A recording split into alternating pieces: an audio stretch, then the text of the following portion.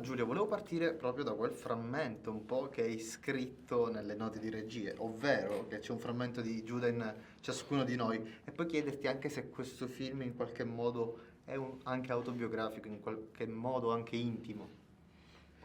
Sì, sì, sì, visto che ritengo che ci sia un frammento di Giuda in ognuno di noi, ce n'è un grosso frammento in me. Almeno quando mi interrogo, no, o interrogo la mia coscienza su quante volte tradisco, ma non soltanto, per carità, il tradimento in senso tradizionale, che può essere un amico, la compagna, il marito, la moglie, ma il tradimento anche delle volte soprattutto verso se stessi, sui propri proponimenti, sul fatto di cercare di essere migliore, sul fatto anche banalmente di che ne so, eh, voglio andare in palestra poi non ci vado, cioè un continuo tentativo di essere migliore e non farcela. In questo senso diciamo, la figura di Giuda, che invece è l'apoteosi della cattiveria e del traditore, mi ha sempre un pochino intenerito, nel senso diciamo, nella differenza tra predestinazione e libero arbitrio. Mi sono interrogato quanta libertà veramente avesse Giuda nello scegliere se fare quell'atto aberrante che ha fatto, cioè di vendere un amico per denaro, e quanto invece in realtà era predestinato nel doverlo fare, visto che Gesù sapeva che qualcuno l'avrebbe tradito e che Gesù stesso l'ha comandato di quello che devi fare, fallo presto, come citano i Vangeli. Ecco, mi sono interrogato su questo, cercando non certo di assolvere Giuda, ma di farmi qualche domanda in più su quella figura. E invece Darko, volevo chiederti il film praticamente senza dialoghi, no? Quanto è stato difficile, è una struttura particolare, quanto è stato difficile proprio recitare in questo contesto? Ma guarda, veramente è un film molto originale, no? Delle inquadrature, come diceva Giulio, no?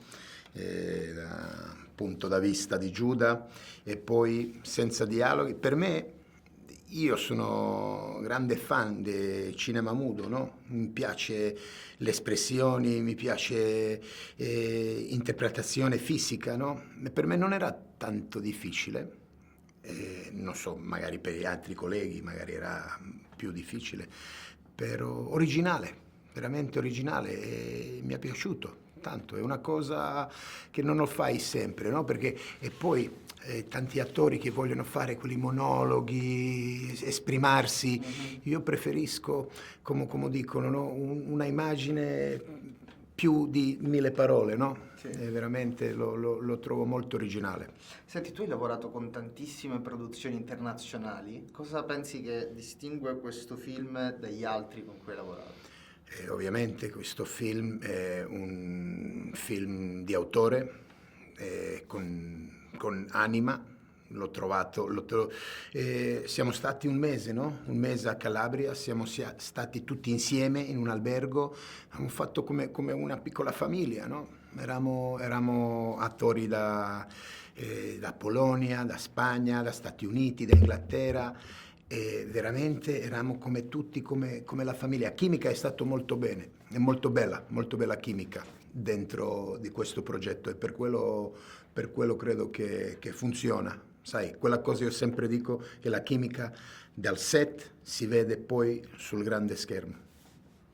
Giulio, mi colpisce spesso nella tua filmografia, ricordo quando abbiamo parlato della ricerca del tempo perduto, adesso il Vangelo di Giuda, come alimenti la ricerca rispetto alla letteratura? Cioè, sei uno che studia molto, immagino, anche per preparare i prossimi film, immagino che il rapporto con la letteratura è molto... Sì, sì, sì, ho un rapporto con diciamo, i libri in generale, non solo di letteratura, ma anche di saggistica, diciamo, di manuali, è una cosa che mi piace molto, lo studio è una cosa che mi piace, una delle cose di cui ecco, la parte brutta è Giuda, che c'è sicuramente in me, e ho fatto delle cose aberranti nella mia vita e forse ne farò ancora.